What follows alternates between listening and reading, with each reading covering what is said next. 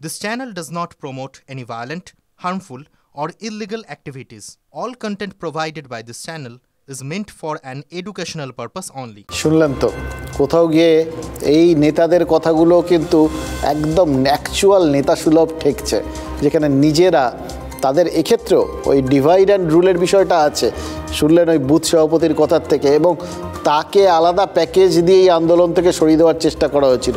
হাজার হোক, তিনিও তৃণমূলের লোক, ফলে নিজের লোকেরাই যদি বেঁকে বসে তাহলে তো সেটা ব্যাপারটা গৃহযুদ্ধের মতো ব্যাপার হবে। তাই জন্যই তাকে সরিয়ে দেওয়ার চেষ্টা হয়েছিল, তিনি সরেননি।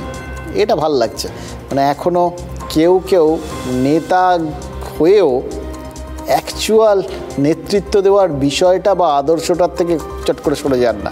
দেখুন, নর্মালি যে বিরাট বিরাট প্রতিশ্রুতির কথাগুলো আমরা শুনি, তার বাস্তবায়ন নিয়ে আলাদা করে সত্যি কথা বলতে কি আর কথা বলে কোনো একটা লাভও নেই।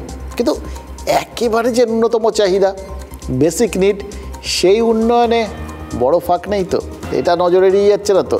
আমরা ভোটের জন্য নজর দিচ্ছি জলপাইগুড়িতে, সেখানে কেন উন্নয়ন করা যাচ্ছে না, কেন সেখানে বাড়িঘর করা যাচ্ছে না, সেটা নিয়ে রাজনৈতিক তরজা চলছে। আমরা ভোটের জন্য নজর দিচ্ছি সন্দেশখালিতে, সেখানে কিভাবে জমি জমা সেগুলো কেড়ে নেওয়া হয়েছে, সেখানে কিভাবে নির্যাতন হয়েছে, এইগুলোকে আমরা বড় করে তুলে ধরছি। কিন্তু সেইটা একজন লোককে কেন্দ্র করে, একটা সময়কে কেন্দ্র করে, বা কিছু একটা ঘটনাকে কেন্দ্র করে, সাময়িক একটা বিষয়। কিন্তু আসল মানে সমস্যাটা, তার শিকড় তো অনেক গভীরে। এতদিন ধরে সন্দেশখালি তৈরি হয়েছে, জলপাইগুড়ির সমস্যা সেটা এই ঝড় বাদলা যেরকম হয়েছে তার পরিপ্রেক্ষিতে হয়েছে, কিন্তু তার পাশাপাশি আরও চারপাশের মানুষজনের তো আরও অনেক রকম। সেখানে তো এই একই রকম সমস্যা নেই যেখানে টর্নেডো যায়নি, সেখানে সমস্যাগুলো অন্য আছে, সেগুলো একই রকম বড় সমস্যা। এই যে গরম পড়তেই একটা জায়গায়, সব জায়গাতেই একটা দুশ্চিন্তার একটা রেস দেখতে পাচ্ছি। গ্রাম গঞ্জ শহরতলি সব জায়গাতে দেখবেন পানীয় জলের দাবিতে অবরোধ হচ্ছে, বিক্ষোভ হচ্ছে। প্রার্থীরা প্রচারে গেলেও তাদের ঘিরে সমস্যার কথা বলছেন মানুষ। কোথাও কল আছে, জল নেই, কোথাও কলটাও নেই, আবার অনেক দূরে গিয়ে জল ফল আনতে হয়। কোথাও চড়া রোদে জল বয়ে আনার কষ্টটা, সেটা আমাদের নেতারা কোনোদিন বোঝার চেষ্টা করেছেন? অথবা বাড়িতে লাইন রয়েছে কিন্তু কল ঘোরালেও জল পড়ছে না, এই কষ্টটা, হতাশাটা কতটা ঘা দেয় সেটা কোনোদিন ভেবে দেখেছেন? নাহলে স্বাধীনতার এত বছর পরেও পানীয় জলের জন্য এতটা হন্যে হয়ে কেন ঘুরে বেড়াতে হচ্ছে ভোটারকে?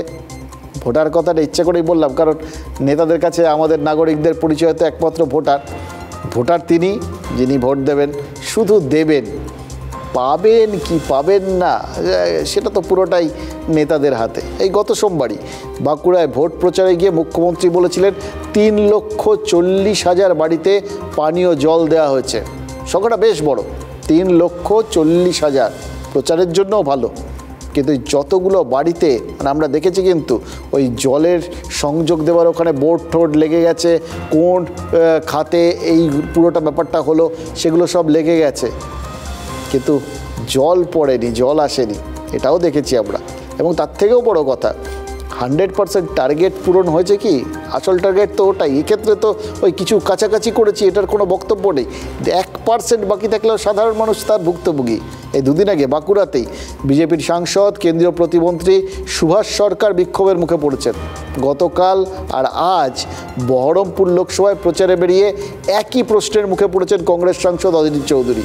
আজ বিষ্ণুপুর লোকসভায় মহিলাদের প্রশ্নের মুখে পড়েছেন তৃণমূল প্রার্থী সুজাতা খাঁ। 3 দলের 3 প্রতিনিধির কথা বললাম, তাদের কিন্তু একই প্রশ্নের সামনে পড়তে হচ্ছে। তাহলে দোষটা কার? দেখুন, কেন্দ্রের টাকা হোক, সাংসদের টাকা হোক, বিধায়কের টাকা হোক, রাজ্যের টাকা হোক, আলটিমেটলি সেটা তো সাধারণ মানুষের কাজে খরচ হওয়া দরকার, ঠিকভাবে খরচ হওয়া দরকার। আর এই ঠিক খরচ করার দায়িত্বটা তো রাজ্য প্রশাসনের, জেলা প্রশাসনের, পুরসভার, পঞ্চায়েতের বা একদম নিচের স্তরে যারা আছেন তাদের। এবার ভোটের সময় বাদ দিয়ে তো নির্বাচন কমিশনের পারমিশনের দরকার পড়ে না। তাহলে এত বছরেও ঘরে ঘরে জল পৌঁছানোটা স্বপ্ন হিসেবে থেকে গেল কেন? প্রকল্পের নাম জল স্বপ্ন বলে জল পাওয়াটাও কি স্বপ্ন হিসেবেই থেকে যাবে?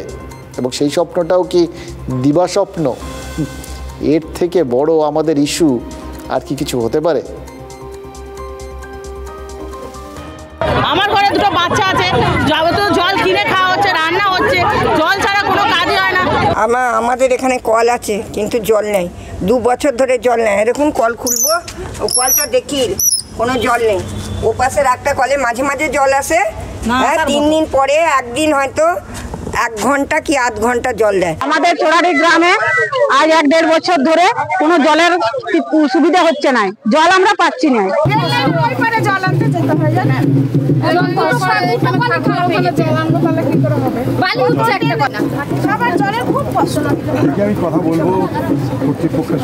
হ্যাঁ, ভোটের পর আপনারা কলের ব্যবস্থা করে দেন জলে খাওয়ার। কোন পাপ তারা করে জানি না, যে এই গরমের মধ্যে এই প্রখর রুদ্রতাপে যখন আমরা সবাই ঝলসে যাচ্ছি, তৃষ্ণার্ত হচ্ছি, তখন সেখানকার মা বোনেরা বলছে আমরা জল পাই না। এ কোন ধরনের নৃশংসতা, ভেবে আমার অবাক লাগছে। জলের সমস্যা এটা টুকটাক কিছু জায়গায় আছে, কারণ জলের তল এখন অনেক জায়গায় নেমে গেছে, আপনারা জানেন। সেটা 2-1টা সাবমার্সিবল পাম্প বসিয়ে দিলেই এখানকার মানুষ নিশ্চিন্তে থাকতে পারবে।